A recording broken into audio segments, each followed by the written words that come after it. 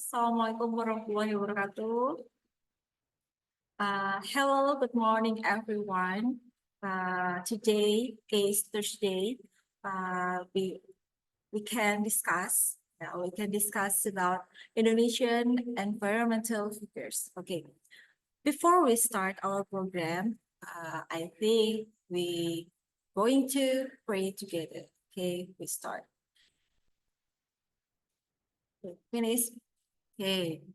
First, I give you some material.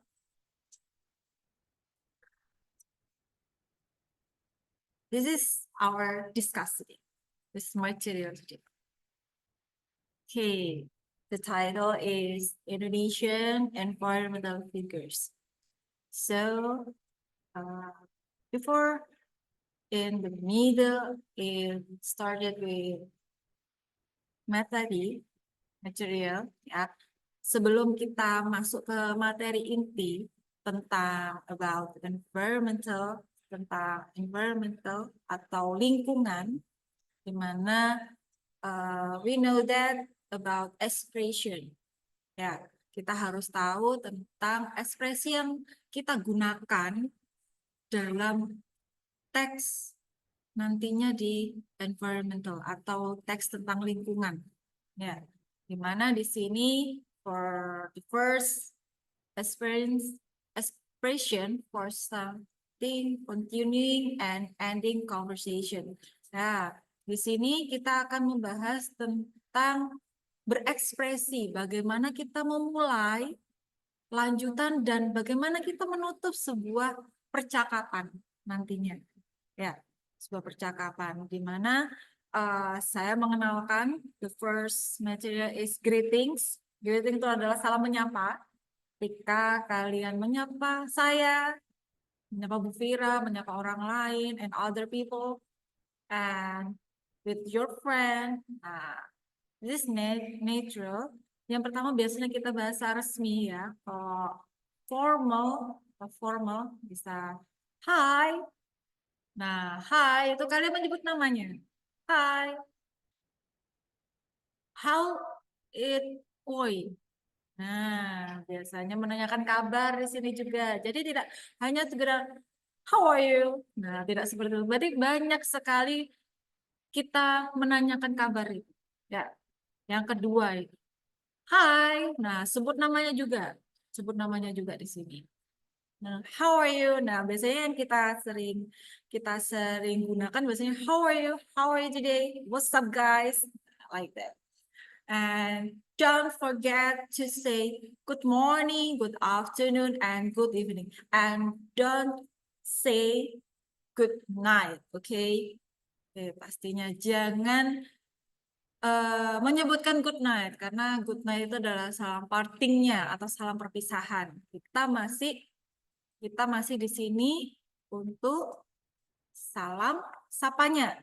Ya, salam sapanya di sini. Oke, nah casual biasanya informal atau lebih ke bahasa tidak terlalu resmi, ya. Dimana kalau bahasa tidak resminya kepada teman kita ataupun with our friend, with younger brother, younger sister, adiknya dan any others. Oke, for example. Contohnya ini. Hai Gunawan, what's up guys? Gitu. Apa kabar? Terus yang kedua ini, hai, what's going on? Nah, kita lebih berekspresif sebenarnya casual atau informalnya seperti ini, ya, lebih berekspresifnya kita. Nah, and the third atau yang ketiga ini. Hai, nah sebut namanya misal tadi saya sebut Gunawan, seperti itu. Long time no see, lama nih nggak ketemu. Lama nih nggak ketemu nih. Ketika kita mungkin 1 minggu atau one day, 1 week, atau mungkin 1 month, and there are many years, ya, banyak sekali. Long time no see, gitu. Lama nggak berjumpa. Gitu. Next, Oke, nah tadi kita sudah tahu, we know that about greetings. Ya, greeting itu salam sapanya. And this is respond to common greetings. Ya, ini adalah bagaimana sih cara kita merespon tanggapan yang pertama tadi. Ya, for example, nah, how's this going? How are you? Misal saya tanya seperti ini. For example, how are you? Nah, you can answer like this. Good. How are you? Nah, boleh kita menanyakan ulang. Boleh sekali. Apalagi biasanya kita ke bahasa-bahasa resmi itu lebih condong ke kita membalikan lagi. Biar ada komunikasinya. Ya, biar ada kita feedbacknya apa nantinya. Seperti itu. Good. How are you? Baik nih, apa kabar? Fine. And you? Yes, fine. Thank you. How about yourself? Mana denganmu? Doing alright. And yourself? Nah, mana nih? Gitu. Baru juga. Nah, ini yang biasanya yang kita casual, natural, formal, ya, formal condition like that. Biasanya yang tadi sudah saya jelaskan with your mom, with your family, and old people, ya, orang yang lebih tua di situ. Jadi jangan sampai orang yang lebih tua kalian lebih ke hey, what's up guys? Nah, jangan seperti itu. Jadi disesuaikan with actually in condition, ya, kondisi yang ada di sekitarnya kalian and around that. Oke. Yang bagian bawah ini, bagian bawah ada what's up. What's up itu sama. Kita menanyakan apa kabar. Nah, tadi sudah saya jelaskan, explained. I explained, sorry, we explained. Okay, I explained about what's up, what's going on, what's it's going, how are you, like that. Itu biasanya boleh dipakai ketika informal or casual. Ya, casual seperti itu. What's up?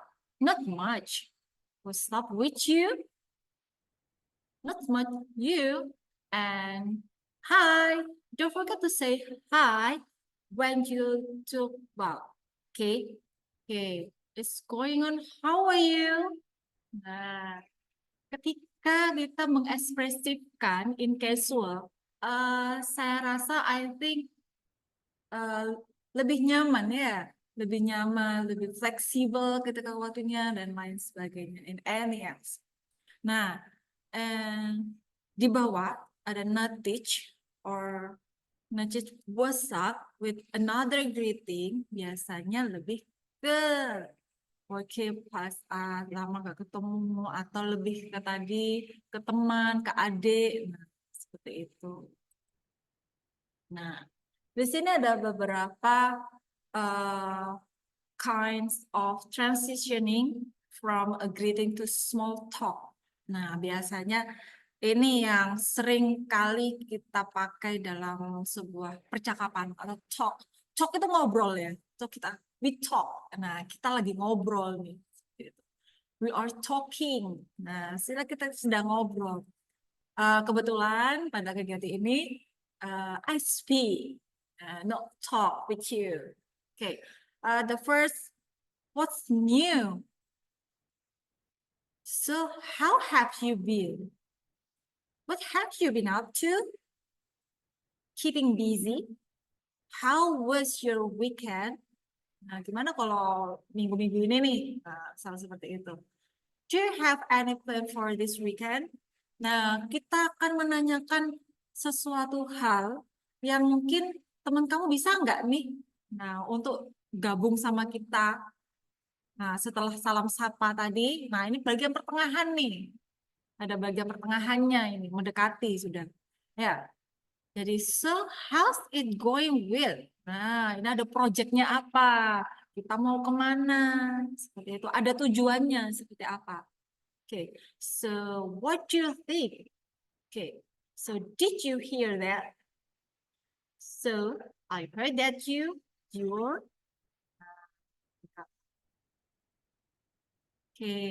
Nah this is continuing or your partner conversation trip. Nah ini kita sudah di bagian inti percakapan ya.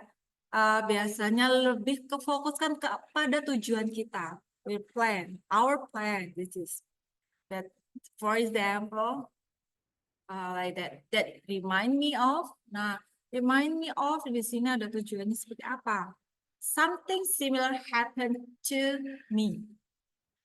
I know exactly what you mean. Di bawahnya ada instruction juga. Where will we? Kamu kemana nih? Nah, harus ada tujuan kalau kalian mengajak seseorang atau mengajak saya. Ya, atau mengajak saya tuh kalian harus punya tujuannya. Where will we? Jangan sampai ketika, ayo sudah.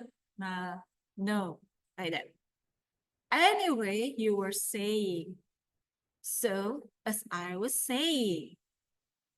Titik-titik ini diisi. Apa yang menjadi tujuannya kalian? Oke, next. Nah, this is ending a conversation. Ini adalah penutup dari kita kegiatan berdialog atau kita percakapan seperti ini. Ya, banyak ada dua yang biasanya kita gunakan. Ada dua tipe ya, bukan dua kata. Maksudnya two types. Ya, ending a casual conversation. Well, I better get back to. Well, I let you get back. Well, I let you get back to work. Well, I know you're busy. I won't take up any more of your time. I should get going. It was nice talking to you. Nah, seperti itu. Well, I have to run. It was nice talking to you. It was nice talking to you. Berarti saya atau mereka ini kita juga nyaman. Kita ngobrolnya nyaman. Jadi kita bahasanya it was nice talking to you.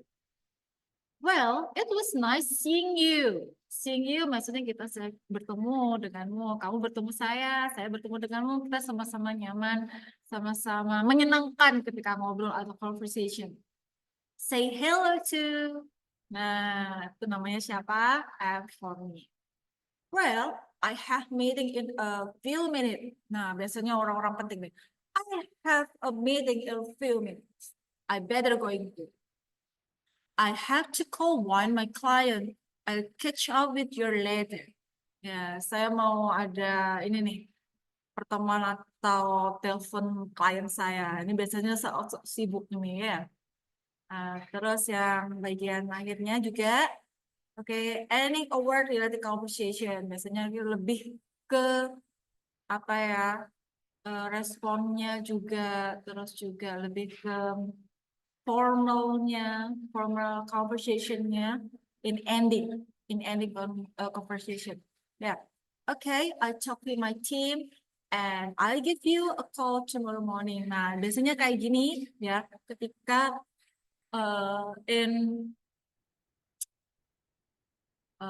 ketika kalian biasanya ada di kantor, in office, like that. Terus ada lagi, Daniel, so well, wait for Joanna's response and then go from there. Okay, I will on the proposal and send it to you by the end of the week. Nah, biasanya ini orang-orang yang lebih ke cenderung office, yang ada di in office. Biasanya di kantor-kantor seperti itu. Jadi mereka terkadang komunikasinya bisa by phone. Ya, seperti itu boleh. Jadi conversation itu tidak hanya sekedar tatap muka. Face to face, no. By phone, like email and media sosial. Yeah, other media sosial like that. Okay.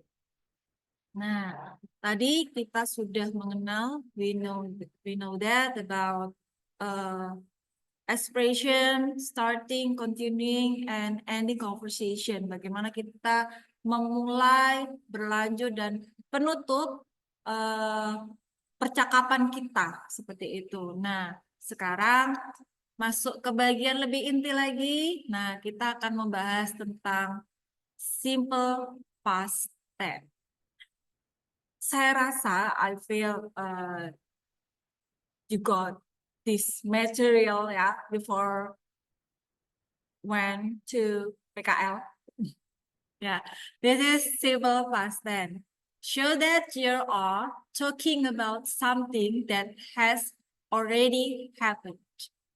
Simple past tense itu menyatakan aktivitas yang sudah terjadi di masa lampau. Ya, artinya sudah lama, bukan sudah lama. Kadang 5 menit yang tadi pun sudah termasuk masa lampau di sini. Ya, biasanya kita nih posisinya kita ada di sekarangnya di sini. Ya, posisinya kita sekarang di sini lah. Kalau future, present itu adalah masa sekarang. Ya, present itu adalah masa sekarang. Future adalah masa depan. Past itu adalah masa lampau. Nah, yang akan kita bahas, we can discuss about simple past in past. Jadi di masa lampaunya di sini. Oke, subjek pasti sudah tahu ya. I know you know about this subject. I, you, we, they, he, she, it. Oke, I, you, we, they, he, she, it. 7 subjects. Ya, 7 subject. I, saya, you, kamu, we, kita atau kami, they, mereka, he, dia laki-laki, she, dia perempuan. Kalau it ini biasanya lebih cenderung ke benda, ke hewan, seperti itu. Bu, boleh diganti nama. It's okay, boleh. Ya, jadi kita di sini lebih mengenal subjeknya terlebih dahulu. Kapan penggunaannya tadi? Oke, auxiliary yang kita gunakan adalah dalam bentuk did. Ya, kalau di simple past tense, berarti kita pakainya did, auxiliary-nya. Nah, selanjutnya, kata kerja yang digunakan kalau present kita pakai verb 1. Kalau future boleh pakai verb 1, ada yang pakai verb 3 juga. Ya, tapi ketika ketemu perfect. Nah, kalau past, ini khususnya simple past tense, kita akan menggunakan verb to atau kata kerja bentuk kedua. Oke, nih catatannya lebih rinci. Ya, ketika bentuk negatif dan interrogatif dimunculkan, verb auxiliary-nya berupa did. Tadi sudah saya sebutkan tadi di awal. Oke. Verb 2 digunakan untuk kalimat dalam bentuk positif saja. Jadi di bagian awal kita membentuk kalimat positif. Ya, contohnya nih, kalau tadi kita pengenalan awal, kita lebih ke rumus dan contoh. Nah, nih dilihat ada subject, verb to, object. Ya, ada subjeknya I, verb to-nya give, objeknya surprise for my father. Jadi I give surprise for my father. Oke, jadi dalam bentuk positif sentence. Ya, in negative sentence, jadi yang kedua ini negative sentence, subject did not verb 1. Nah, ketika sudah negative sentence, dia akan kembali ke kata kerja bentuk pertama. Karena apa? Kita menggunakan auxiliary did, sudah perwakilan di situ. Oke. Selanjutnya objek. For example, I did not give surprise for my father. Nah, ini kan sudah kembali lagi. Jadi give yang awalnya verb 2, kita dikembalikan ke verb 1 menjadi give. Like that. Oke.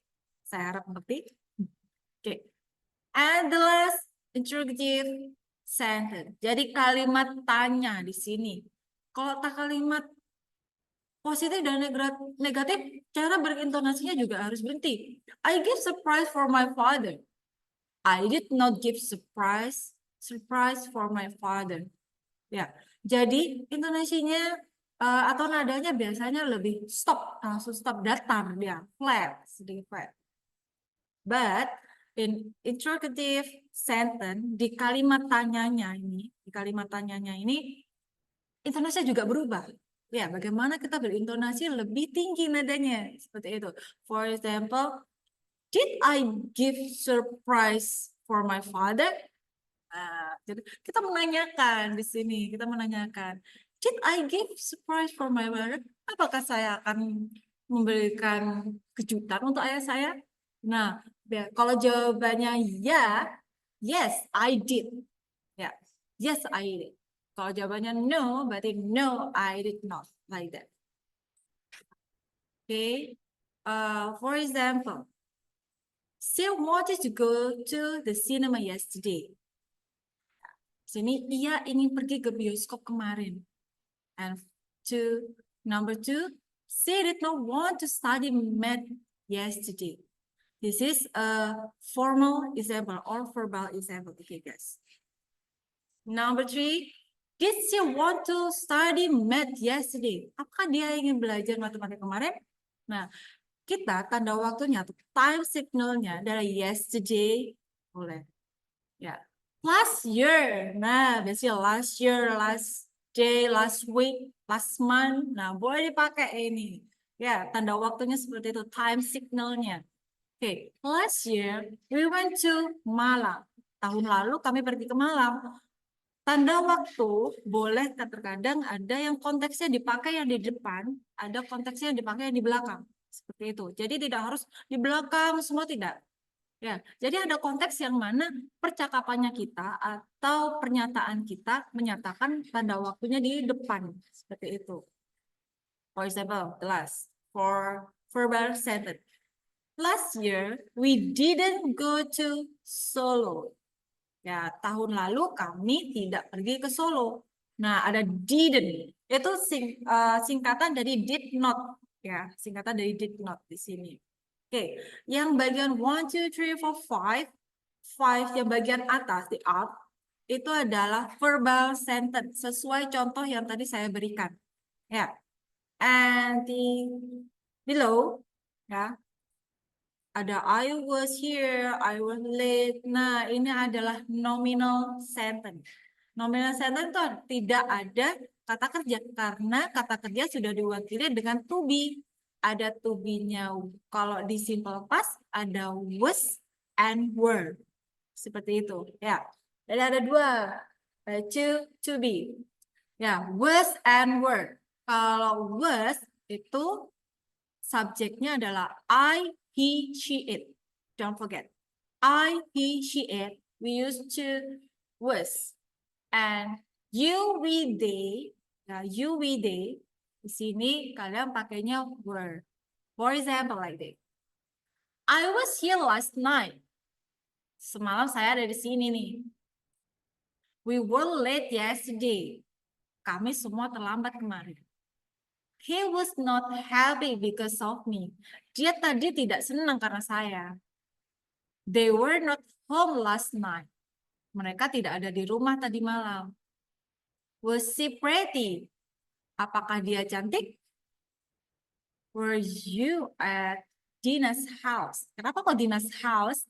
Bukan house Dina, rumah Dina. Nah, Dina's house adalah sebuah kepemilikan. Ya, adjective house akhirnya di sini. Nanti masuknya ke materi adjective house. Seperti itu juga. Dina's house adalah rumahnya Dina. Jadi ketika ada kepemilikan seperti ini, ada apostrof S. Jadi itu adalah sebuah kepemilikan di situ. Oke, next. Nah, from other material for today in narrative text. Nah, lebih mendekati ke teksnya ini. Narrative text di sini, what exactly is narrative text? Apa sih arti dari narrative text itu sendiri? A narrative text is type of the text that tell a story or describe a sequence of event. Biasanya teks ini jadi ada kisah, ya, story, history atau kisah di sini. The purpose of narrative text to entertain to readers through the amusing story. Untuk menghibur para pembaca dengan cerita yang menarik, biasanya cerita legend, biasanya mitos, like that, and cerita-cerita yang lainnya. Ada juga di mana kisah seseorang itu adalah menjadi naratif text, history akhirnya. Ya. Oke, nah ini adalah type of narrative text. Ini adalah tipe-tipenya ini. Ada 1, 2, 3, 4, 5, 6, 7, 8. 8 types of narrative text. The first atau yang pertama fairy tale, cerita tentang dunia peri. Biasanya ini adalah kesukaan anak-anak kecil, anak-anak TK. Biasanya mereka akan memperagakan tentang fairy tale. Nah, yang kedua, the second, science fiction, cerita yang berkaitan tentang ilmu pengetahuan dan teknologi yang melebihi kenyataan. Biasanya yang suka dunia-dunia ke ilmu alam ya maksudnya ya di sini. Ilmu pengetahuan lebih ke teknologinya gitu. Nah, the third atau yang ketiga, horror stories, cerita tentang hantu atau segala yang menakutkan. Biasanya di sini sedikit sama dengan misterius ya. Nah, sedikit sama dengan misterius. Bedanya kalau horror story hanya kisah-kisah biasa saja, tidak ada unsur seluk-beluknya, hanya cerita. Fable, nah cerita yang tokohnya hewan-hewan, biasanya si kancil dan atau malin kundang. Nah, cerita sorry maling kundang sorry kancil dan kura-kura atau kelinci biasanya kan seperti itu cerita hewan fable. Nah kalau misteri tadi yang saya bicarakan tadi sedikit mirip dengan horror story ya, cuman kalau di misteri dia adalah horor tapi lebih ke pemecahan masalah, biasanya seperti itu, sedikit horor biasanya tapi lebih ke pemecahan masalah. Misal ketika kita juga kita lagi ke hutan ya, kita lagi ke hutan terus kita kesulitan mencari jalan keluar. Nah itu adalah sebuah misteri bagi kita ceritanya. Nah itu bagaimana cara memecahkan masalah ketika kita tersesat. Nah seperti itu, ada kita mau cari petunjuk arahnya kah atau nggak mungkin tanya kan, atau ada tanda-tanda khusus di mana. Nah itu adalah in mystery. Romances, cerita romantis antara sepasang insan manusia, biasanya lebih ke novel. Ya, cerita-cerita seperti ini lebih ke novel atau novel. Biasanya pasti yang suka baca novel pasti tahu kisah roman. Oke, ada seventh adventure stories, cerita tentang petualangan. Nah, biasanya cerita tentang petualangan ini banyak sekali dominan ke anak-anak SD atau SMP, di mana mereka lebih lebih apa ya, menggugah dari petualangannya mereka. And the last folk story, cerita rakyat. Ya, cerita rakyat ini dibagi lagi yang tadi saya bilang ada myth atau yang biasanya cerita mitos-mitos dari para warga ini. Ada sebuah hantu atau misal di sini dulunya terjadi accident atau kejadian-kejadian. And legend, legend ini biasanya cerita apa? Cerita rakyat yang mana memang dulu sudah pernah dikisahkan seperti tadi kayak Maling Kundang, Roro Jonggrang, seperti itu, Tangkuban Perahu. Nah, itu masuk ke legend seperti itu. Kalau folktale atau biasanya hanya dongeng. Nah, dongeng itu sebenarnya sedikit sama dengan fable, cuma ceritanya lebih ke fiktif saja. Kita buat cerita asal-asalan, tapi memang berurutan seperti itu. Oke, next.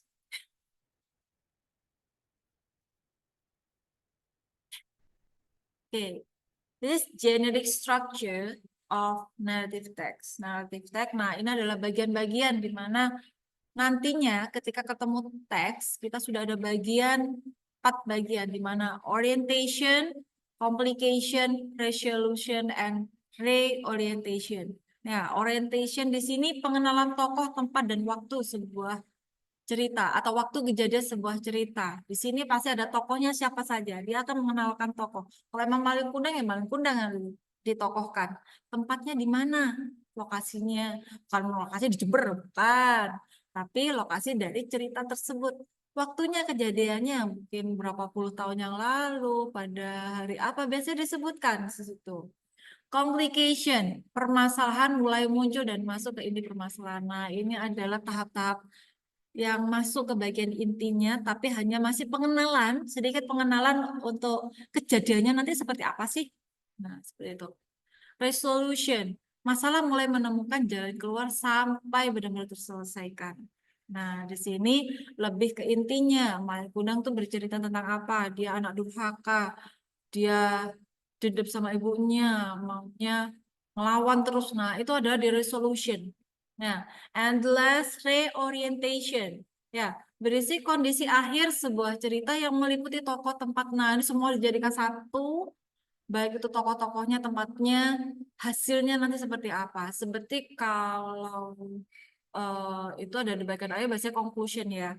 Tapi lebih ke bukan conclusionnya di sini, tapi mencakup, merangkum kembali tentang cerita tadi.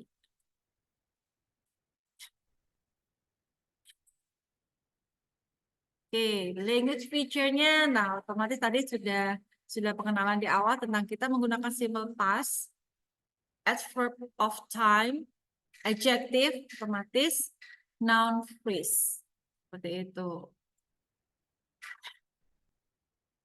Nah, di sini eh, ada contoh. This is I give you one example of narrative text. The title is The Legend of Mount Batur. Ya, legendanya dari Gunung Batur di sini. Saya sedikit bacakan, mungkin contohnya saja saya bacakan. A long time ago, there lived on the island of Bali a giant-like creature named Kebo Iwu. The people of Bali used to say that Kebo Iwu was everything, a destroyer as well as a creator. He was satisfied with the meal, but this meant for the Balinese people enough food for 1,000 men. Difficulties arose when, for the first time, the barn was almost empty and the new harvest was still a long way off. This made Kebo Iwo, while with great anger, in his anger, he destroyed all of the houses and even the temples. It made the Balinese turn to rage. So they came together to plan steps to oppose this powerful giant by using his stupidity. They asked Kebo Iwo to building them a very deep well and rebuild all the houses and temples he had destroyed. After that, with Kebo Iwo, he began to dig a deep hole. One day, he had eaten too much. He fell asleep in the hole. The oldest man in the village gave a sigh, and the villagers began to throw the limestone that they had collected before into the hole. The limestone made the water inside the hole boiling. Kebo Ibo was buried alive. Then the water in the well rose higher and higher until at last it overflowed and formed Lake Batu. The amount of earth dug from the well by Kebo Ibo is known as Mount Batu. Nah, cara bacanya kita sudah berintonasi di sini, berekspresif. Tapi tidak hanya sekedar a long time ago they live, that's not good. Ya, itu bukan untuk kita membaca sebuah legend. Ya, this is report. Kalau legend seperti ini, in narrative text, kita berintonasinya lebih stabil, lebih berekspresif. Jadi ada nada turun, ada nada naik, seperti itu. Pola pola pembicaraan kita, pola intonasi kita, pola nadanya kita, seperti itu. Anggap ini adalah liriknya, kan seperti itu. Ya, a long time ago. Nah, tanda koma, tanda petik itu diperhatikan. Ketika koma, dia akan berhenti sejenak, berapa detik mungkin, lanjut kalimat ketika sudah mendekati titik, dia posisinya nadanya turun sedikit. Nah, jadi ketika membaca legend like this, you read legend like this, berarti kalian harus sudah menyesuaikan dengan ekspresifnya kalian, jangan flat or datar. Oke. Nah, di sini masuk ke bagian inti pembahasan kita di mana tadi Indonesian environmental features. Ya, di sini adalah environment. Environment itu adalah lingkungan. Ya, environment is a combination of physical conditions which include the condition of natural resources such as land, water, solar energy, minerals, as well as flora and fauna that grow on land and in the ocean. With institution will include human creation, such as decision on how to use the physical environment. Di sini adalah kombinasi tentang kondisi di mana itu lebih ke alam, ya pastinya ada tanah, air, solar, mineral, dan lain sebagainya, ada tumbuhan dan hewan di mana menjadikan satu menjadi include. Nah, include di sini adalah penggabungan antara apa ya, lingkungan dengan manusia. Tuh. Nah, di sini ada contoh tentang environment juga, ya. Nanti silakan dipelajari sendiri bagaimana cara bacanya. Sama sebenarnya cara bacanya tentang dari legend, cuman ini lebih ke contohnya ke tentang environment, tentang lingkungan, bukan legend lagi. Tadi ini tadi yang uh, science, nah ada science story atau pengetahuan umum di sini ya. Kita masuk ke pengetahuan umum yang dari tipe-tipe naratifnya tadi. Nah, di sini nantinya uh, kalian mengerjakan mengerjakan di sini tentang teks environment juga. Sini silakan dibaca, sudah kami perjelas tentang apa sih lingkungan itu yang disampaikan oleh Ismi Ariniawati. Ya, di sini soalnya. Nah, soalnya di sini silakan dijawab for five question. Hanya 5 pertanyaan, ya hanya 5 pertanyaan di sini. Jadi saya harap I hope you get the best score. Ya, pertanyaan dan lain sebagainya. Nantinya akan kami kirim link tentang untuk tugas pengumpulan. Jadi di sini kalian baca yang bagian ini, ya, dibaca teksnya dibaca. Setelah itu dijawablah pertanyaan ini. Boleh langsung lewat HP.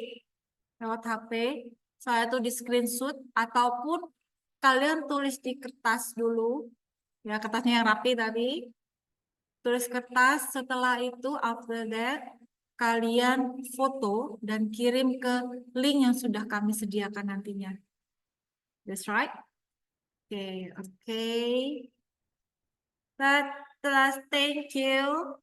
I think with material is benefit for you, sangat-sangat bermanfaat untuk kalian, ya. Dan Bu Fira harap juga bisa melaksanakan PKL-nya dengan baik, sehat walafiat, dan bisa menerima, you can receive our material today, we discussed today. And thank you very much for your attention. The last I say wassalamualaikum warahmatullahi wabarakatuh. Goodbye.